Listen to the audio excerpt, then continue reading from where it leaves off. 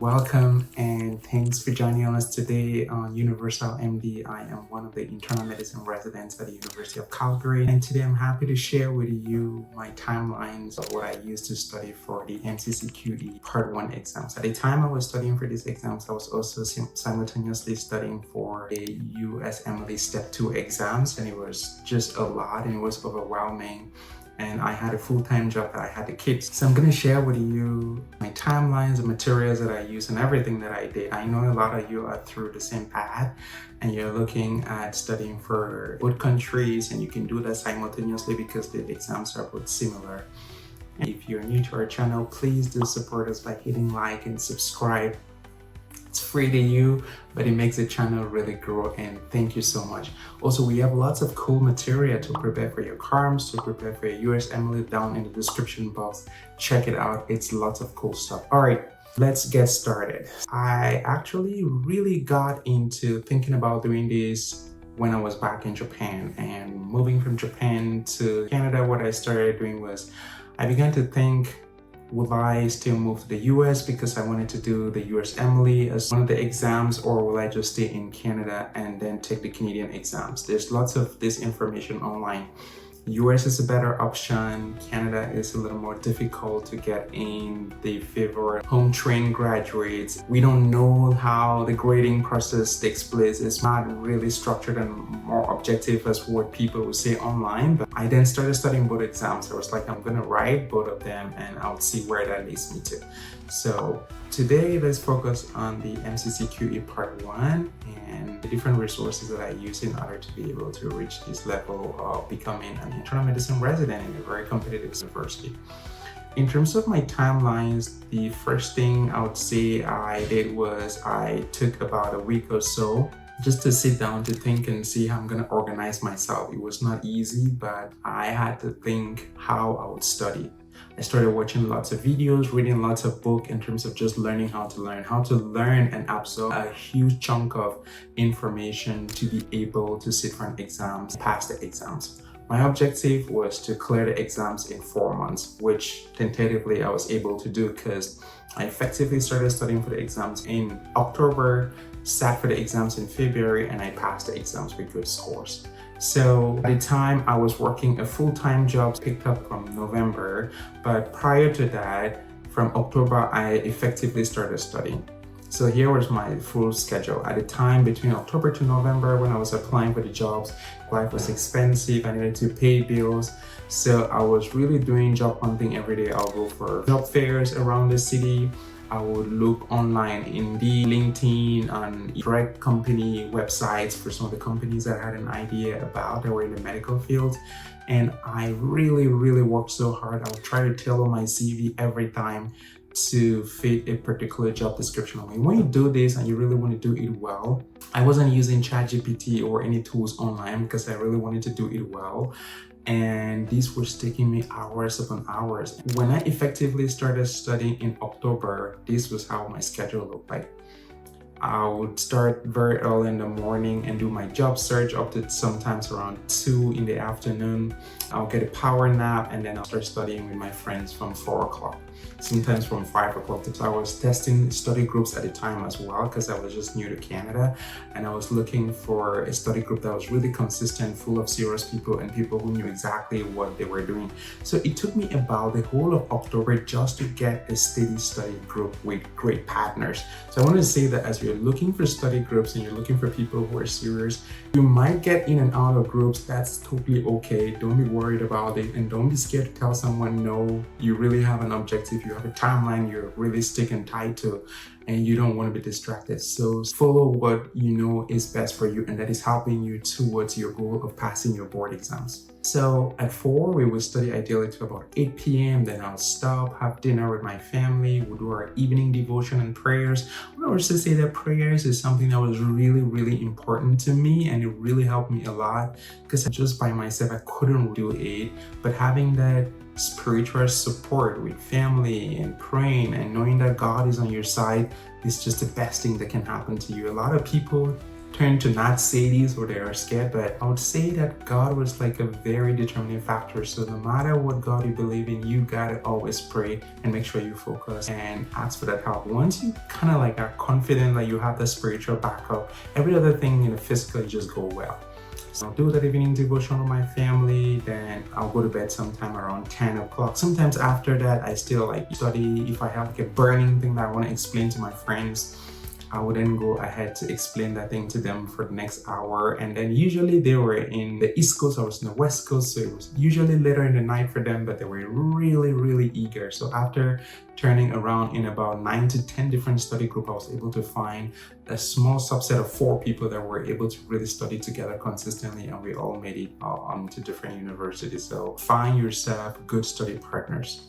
Then I would sleep, get up at 3 and then study, do some reading till about 6 a.m. in the morning. And then again with my family, we'll pray. I'll go to the gym or just go around running or just do some physical exercise at home for about 30 to 45 minutes. Come and get a shower, get ready for another job hunting session again to around 8, where I'll start again doing my applications and skimming the internet. There's a network event that I have to go in person, I'll physically go in there. So I kept grinding like that until I later on got a full-time job in November. And when I got that full-time job, I got it in research, because at the time I had some considerable research background with it. So I got hired as an associate director to actually run clinical trials for the university at the time.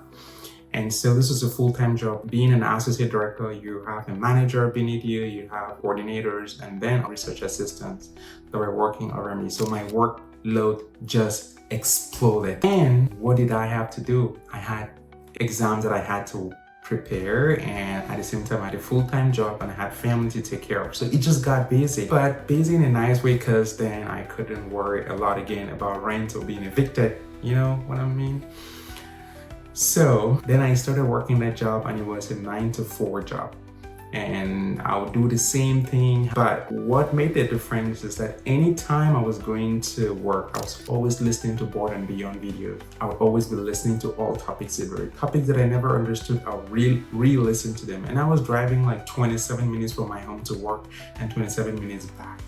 And I can't read because I'm driving. I don't have like a self-driving car. So what I had to do was just listen to podcasts. There's a bunch of them out there.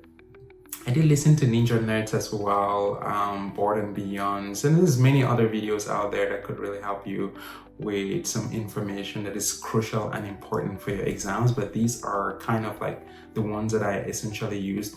I was not really a big fan of reading Toronto Notes, because I felt like Toronto Notes was just so bulky and cumbersome for me to study, and I wanted to force myself to understand certain concepts. Just getting lectured about it, which are things that I didn't study for a long time, should just have been the way forward for me rather than sitting down to read it.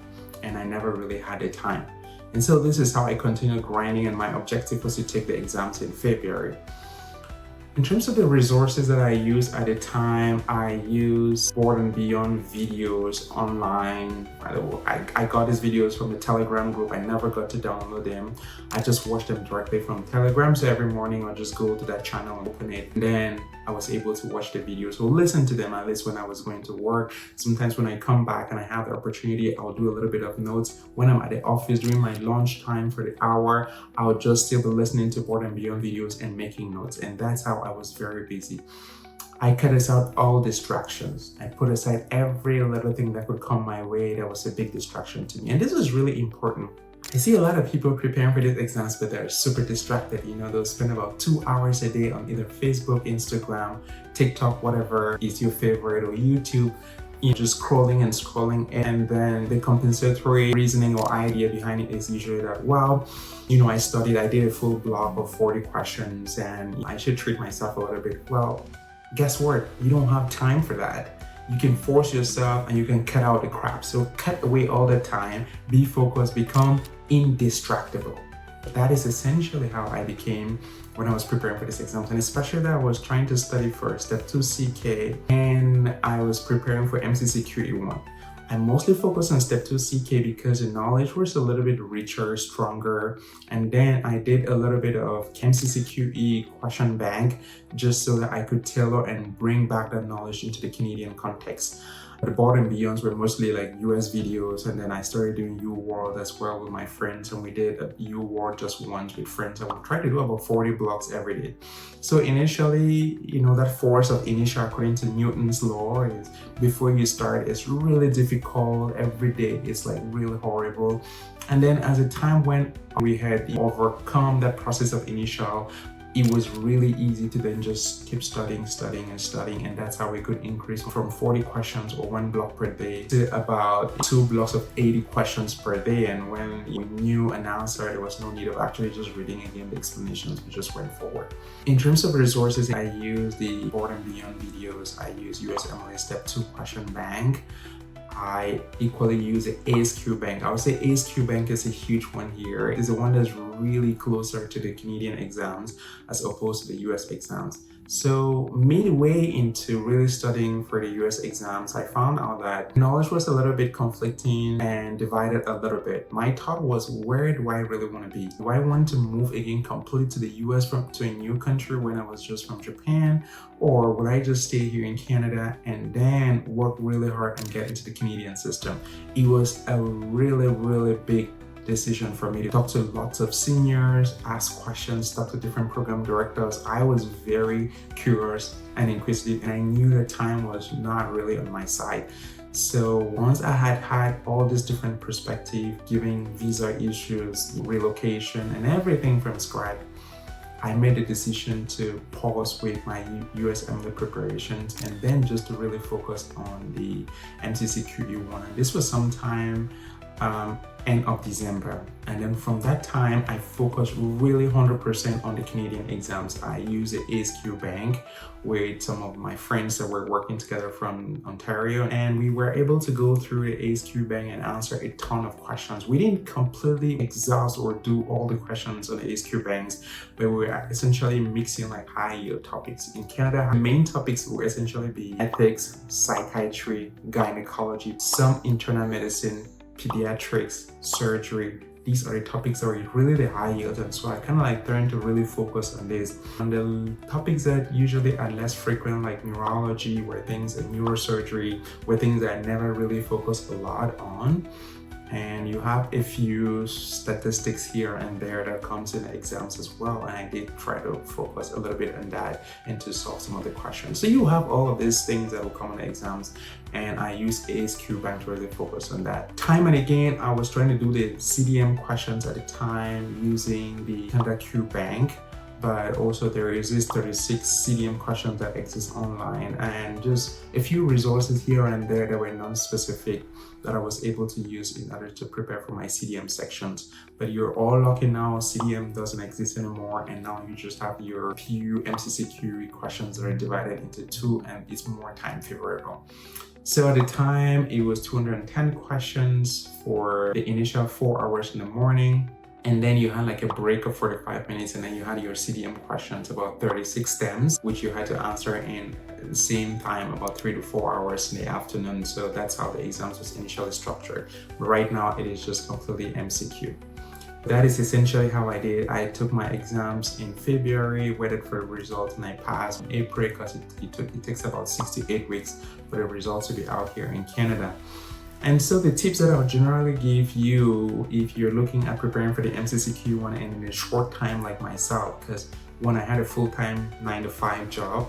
Number 2, I didn't quit my job in order to take the MCCQ1, and I was studying like round the clock. I never had any time. I was sleeping about 4 to 5 hours per day because I'll go to bed at 10, I'll get up at 3 in the morning, then do a little bit of exercise, routine, meditation, prayers, breakfast, then drive to work, then work the whole day at the office till I come back at 4. Then from 4 o'clock, I start studying with study partners till about 8 to 9, and then I have dinner, and I go to bed at 10, and then I repeat the cycle again. So I cut away distraction, that's the first thing. But coming back to like study strategy itself, the number 1 thing that I would say you have to do is do what we call spaced repetition. You read a topic today, you don't directly just go to answer questions. Read a bunch of topics this week. Say from Monday, I'm reading cardiology, say congestive heart failure. On Tuesday, I'm reading thyroid pathology, say hyperthyroidism. On Wednesday, diabetic complications in general. On Friday, I'm going to read like Cushing's syndrome, or I'll read infectious disease, or say shock. Then Saturday, I'm gonna read another topic, say pediatrics, and then on Sunday, ethics. And then on Monday, after like a week, when I come to Monday, I start forcing myself to answer cardiology questions. I spaced out my reading. I didn't just read and then have the impression that, oh, I know I'm gonna answer questions. When you do like that, you can really assess yourself to see how much you've mastered. Give it some time and then come back to it. And once you study and you force yourself to remember anyways, by answering the questions, you then push that information from your short-term memory through your hippocampus into your long-term memory, which is where you want the information to be sitting so that you don't forget. I remember reading about endocarditis at the time, and I still remember the HECEC group of superbugs that do cause endocarditis, like HECEK. And this is really amazing how I can still remember this today. But that was like way long time ago that I did study. But again, this is because I just did spaced repetition and forced the information into my brain. Number 2, avoid distraction at all costs. Cut away social media, as I've just explained. Don't be distracted, become indistractable. Number 3, you have to teach it. If you don't know it well to teach it, then you don't know. When I was studying with my friends, when we would read a question, I'll always try to give a rationale for why I'm picking a particular answer. And I tried as much as possible, knowing that time was a factor, to give it in a short, simple, and clear format as much as I could. And the more I forced myself to do this, the better I became. So try as much as possible to teach it. Number 4 was squeezing. So I always squeeze myself. Every week study, next week quiz. Week study, next week quiz. Again, you can do it according to how you want. You don't necessarily have to follow this format, but whatever works for you is try as much as possible to use this variety of different study techniques to push your brain to be able to retain this information. Sometimes I'll study Monday, Tuesday, and then on Wednesday I'll do questions. Thursday, Friday, Saturday I'll do questions, just like that, so that I got questions all the time. You can use flashcards, you can create Anki's, depending on really what works for you. But again, do spaced repetition, force yourself to explain these things to different people in the simplest language as possible, and use question banks. And then the next thing I did was put myself in exams conditions. I simulated the exams in most cases when it was about 2 to 3 weeks towards the exams, just so that I can know where my level is. And the best baseline for doing this was using the ASQ bank. Once I used the ASQ bank and I was able to score more than 70%, I knew I was gonna get somewhere at least in the 230s and 240s. Then I just worked hard again that 2 weeks to increase that score, because once you're around the 250 mark already for the MCCQ exams, that's about a 2 SD. And once you're about a 2 SD, whether you have a super higher score or not, it doesn't dramatically change your outcome in terms of when you're applying to the Canadian residency match. So I didn't want to kill myself again at that time. I started looking forward to preparing for my NAC-OSCE, which is a National Assessment Collaboration exams, which was then going to be the next exam that I was going to take in order to prepare for the CARMS, which was like the equivalent of the Step 2 CS. But again, these are all the different strategies that I use to study. And if you're very interested in this and you want like a unique and a specific timeline, you can reach out to us. We're always happy to mentor. We have one-on-one programs that we offer. We have master classes for NAC-OSCE for how to apply for the Canadian residency match. We master classes on the MMI exams for both Alberta and BC, and lots of other resources that you can check in our description box. And until then, we're happy to help and always here to support you. So thank you. Peace.